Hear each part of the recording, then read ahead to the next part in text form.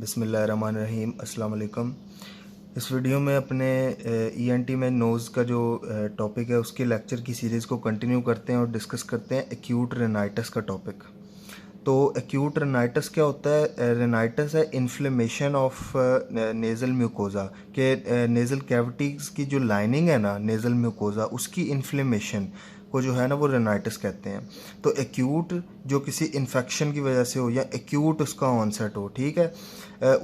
तो acute rhinitis में आपने याद रखना है 3 मेन टाइप्स हैं।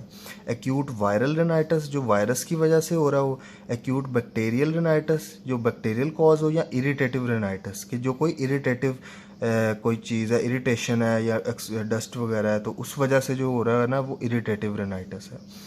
तो सबसे पहले देखते हैं वायरल रेनाइटिस। वायरल रेनाइटिस जो है ना वो तीन कैटेगरीज का है, 3 तरह का है। एक तो है कॉमन कोल्ड या कुराइजा, ये जो आम नज़ला ज़ुकाम होता है ना, इसे कॉमन कोल्ड कहते हैं। दूसरे नंबर पे होता है इन्फ्लुएंजल रेनाइटिस जो इन्फ्लुएंजा वायरस की वजह से होता है। और फिर तीसरे नंबर पे होता है रेनाइटिस एसोसिएटेड विद एक्जेंथीमास कि जो स्किन रैशेस वगैरह के साथ रेनाइटिस होता है। तो सबसे पहले देखते हैं कॉमन कोल्ड या कुराइजा। तो कॉमन कोल्ड का जो रीज़न है ना, कॉज जो है वो होता है एडिनो वायरस या पिकोरना वायरस। ये 2 वायरस फैमिलीज़ हैं। इनमें आगे फर्दर भी काफ़ी सारे वायरसेस हैं, पर ये सिर्फ फैमिलीज़ के नाम याद रख लें कि एक एडिनो वायरस है और एक पिकोरना वायरस है। इसकी वजह से कॉमन कोल्ड हो रहा है, कोराइज़ा।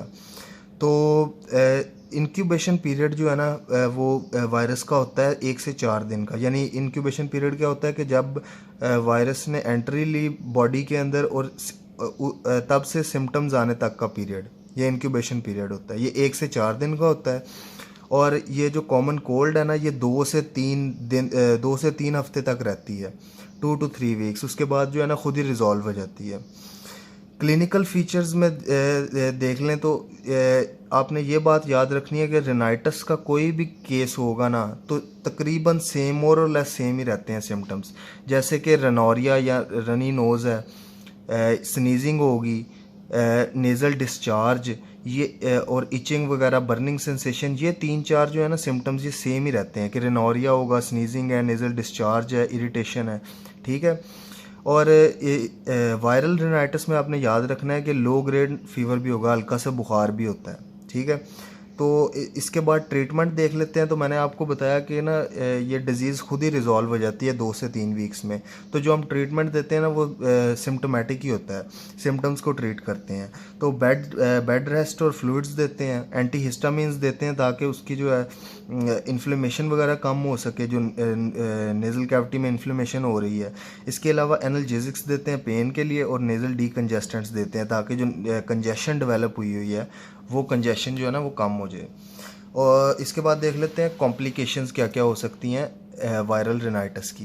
तो आपने याद रखना है कि जो आगे पीछे वाले स्ट्रक्चर्स हैं नेज़ल कैविटी के, उन सब में ये इन्फ्लेमेशन स्प्रेड कर सकती है। अगर साइनसेस में स्प्रेड होगी तो उस वजह से साइनोसाइटिस हो जाएगा। टॉन्सिल्स में स्प्रेड करेगी तो टॉन्सिलाइटिस हो जाएगा। फेरिंक्स में जा सकती है, फेरेंजाइटिस करवा सकती है।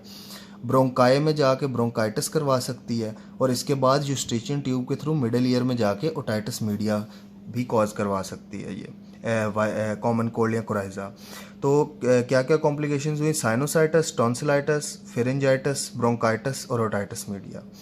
इसके बाद देखते हैं इन्फ्लुएंजल रेनाइटिस, दूसरी टाइप जो थी वायरल रेनाइटिस की, इन्फ्लुएंजल रेनाइटिस। तो इसका कॉज है इन्फ्लुएंजा ए, बी और सी वायरस। और सिम्टम्स जो है ना ये बिल्कुल सेम होती हैं जैसे कि वायरल रेनाइटिस की हैं, ठीक हो गया। इसके बाद तीसरे नंबर पे होता है रेनाइटिस एसोसिएटेड विद एक्जेंथीमास। इसमें एक्जेंथीमास क्या होते हैं? एक्जेंथीमास होते हैं स्किन रैशेस, कि ऐसी बीमारियां जो स्किन रैशेस कॉज करती हैं। फॉर इंस्टेंस कि मीजल्स है या चिकन पॉक्स है या रुबेला है, ये सारी वायरसेस की वजह से हो रही हैं ना, तो इन बीमारियों से 2-3 दिन पहले भी रेनाइटिस डेवलप हो जाता है। इसको कहते हैं रेनाइटिस एसोसिएटेड विद एक्जेंथीमास। तो वायरल रेनाइटिस में हमने 3 तरह का रेनाइटिस पढ़ा है। एक कॉमन कोल्ड या कोराइजा है जो एडिनो वायरस या पिकोरना वायरस की वजह से हो रहा था। दूसरा इन्फ्लुएंजल रेनाइटिस है जो इन्फ्लुएंजा ए, बी और सी वायरस की वजह से हो रहा है। और फिर रेनाइटिस एसोसिएटेड विद एक्जेंथीमास, ये मीजल्स, चिकन पॉक्स, रुबेला इस वजह से हो रहा है।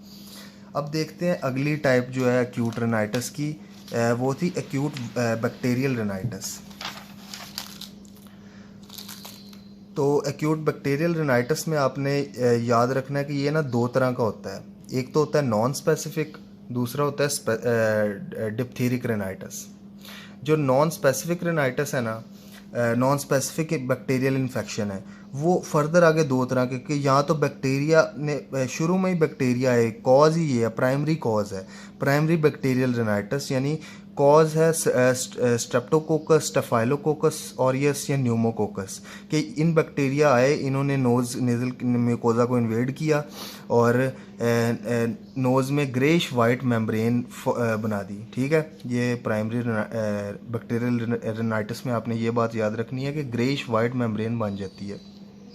और ये जो मेम्ब्रेन होती है ना, ये टिनेशियस होती है। टिनेशियस से क्या मुराद है कि फर्मली होल्डिंग होती है। ठीक है, इसने मजबूती से पकड़ा होता है नीचे वाले सरफेस को। तो अगर आप इस मेम्ब्रेन को रिमूव करने की कोशिश करते हैं तो फिर नीचे से जो है ना ब्लीडिंग होती है इसके रिमूवल के नतीजे में। तो primary bacterial rhinitis staph, strep या न्यूमोकोकस कॉज कर रहे हैं और इसमें ग्रेइश वाइट मेम्ब्रेन बन रही है नोज़ में।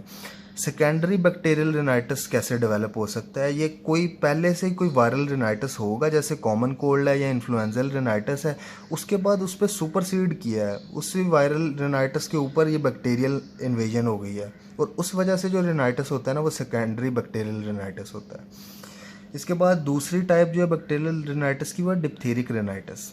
डिप्थीरिक रेनाइटिस में भी ग्रेश वाइट मेम्ब्रेन बनती है जिसने इंफीरियर ट्रेबनेट और फ्लोर ऑफ नोज को कवर किया होता है। ठीक है, और ये भी टेनेशियस होती है। इसको भी जब रिमूव करेंगे तो नीचे से ब्लीडिंग होगी। ठीक है, ट्रीटमेंट क्या होगी? अब ये डिप्थीरिक रेनाइटिस जो है ये कॉज कर रहा होता है एक बैक्टीरिया। बैक्टीरिया का क्या नाम होता है? कोराइनी बैक्टीरियम डिप्थीरिया। इस बैक्टीरिया की वजह से जो है ना ये डिप्थीरिक रेनाइटिस हो रहा होता है। तो इसकी ट्रीटमेंट क्या करेंगे? एंटीबायोटिक्स देंगे। कौन सी एंटीबायोटिक होती है? Systemic penicillin. इसके अलावा डिप्थीरिया का एंटीटॉक्सिन होता है, वो देते हैं, डिप्थीरिया एंटीटॉक्सिन, और पेशेंट को आइसोलेट कर देते हैं। ठीक है, तो ये इसकी मेन ट्रीटमेंट में। बैक्टीरियल रेनाइटिस में आपने जो बात याद रखनी है ना, वो ये है कि ग्रेश वाइट मेम्ब्रेन बनती है जो फर्मली होल्डिंग होती है अंडरलाइंग सरफेस को, और अगर इसको रिमूव करें तो नीचे से ब्लीडिंग होती है। तो तीसरी और आखिरी टाइप जो है ना एक्यूट रेनाइटिस की, वो है इरिटेटिव रेनाइटिस। इरिटेटिव रेनाइटिस क्या होता है कि कोई भी इरिटेशन हुई है नेज़ल म्यूकोजा की। अब वो इरिटेशन दो तरह से हो सकती है, या तो कोई डस्ट, स्मोक या गैसेस का एक्सपोजर है। कोई इरिटेंट गैसेस हो सकती हैं जैसे कि अमोनिया है या एसिड फ्यूम्स हैं या फॉर्मलिन है, या स्मोक है, सिगरेट स्मोक हो सकता है, या डस्ट की वजह से जो है ना डस्ट का एक्सपोजर हुआ है उस वजह से इरिटेशन, या कोई ट्रॉमा के केस में। ट्रॉमा मिसाल के तौर पर कोई ऑपरेशन आप कर रहे थे, फॉरेन बॉडी को, for instance foreign body nose को निकालने के लिए आप ऑपरेट कर रहे हैं और इंस्ट्रूमेंट जो है ना वो कॉन्टिन्यूसली जाके नेज़ल म्यूकोजा को इरिटेट कर रहे हैं, तो इस वजह से भी जो इरिटेटिव रेनाइटिस डेवलप कर जाता है। और क्लिनिकल फीचर्स क्या होंगे? तो वही 3 फीचर्स हैं जो मैंने आपको बताए थे। स्नीजिंग होगी, इचिंग, रेनोरिया है, नेज़ल कंजेशन है। ठीक है, तो यहाँ हमारा एक्यूट रेनाइटिस का टॉपिक ख़त्म होता है। तो इस वीडियो में हमने देखा कि एक्यूट रेनाइटिस कैसे की क्या क्या टाइप्स हैं, किस किस तरह से कॉज हो रहा है। तो आपने याद रखना है, एक्यूट वायरल रेनाइटिस हो सकता है, एक्यूट बैक्टीरियल रेनाइटिस हो सकता है और इरिटेटिव रेनाइटिस हो सकता है। वायरल में हमने आगे फर्दर 3 पढ़े, एक तो कॉमन कोल्ड या कोराइजा, फिर इन्फ्लुएंजल रेनाइटिस, और फिर हमने पढ़ा रेनाइटिस एसोसिएटेड विद एक्जेंथीमास। फिर हमने बैक्टीरियल रेनाइटिस पढ़ा, उसमें नॉन स्पेसिफिक और डिप्थीरिक रेनाइटिस था। फिर इरिटेटिव रेनाइटिस हमने पढ़ा इसमें।